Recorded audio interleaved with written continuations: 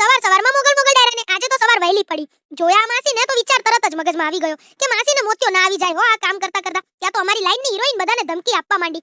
21મી સદીની પુષ્પરાજ બની છે ને આ હિરોઈન. ત્યાં તો આપણે તો ઘણા દિવસો પછી સાથીને કર્યું એકદમ ચકચકાટ અને બનાવી દીધું દુલ્હન. પાછા સાથીને લઈને ખચકાયા મોબાઈલની દુકાને જવા માટે અને મોબાઈલના કપડા ફાઇનલી આજે લઈ જ લીધા. સરસ મજાનું કલેક્શન છે હો બાકી ગાઈસ. 2 વર્ષ પછી આખરે એક સિરીઝના કવર મળી જ ગયા. ઓછા કાકાની બંગારની દુકાને ટિફિન આપવા માટે તો લાગે આજે કાકા કૂદવાના જ છે હો ટેમ્પો પરથી. ગિરનારનો ડુંગરો જે ચડ્યા છે. આવ્યા ઘરે અને મોબાઈલના કપડાને રિવીલ કરી દીધા. એક નહીં બે નહીં પૂરા 3 લીધા છે હો બાકી.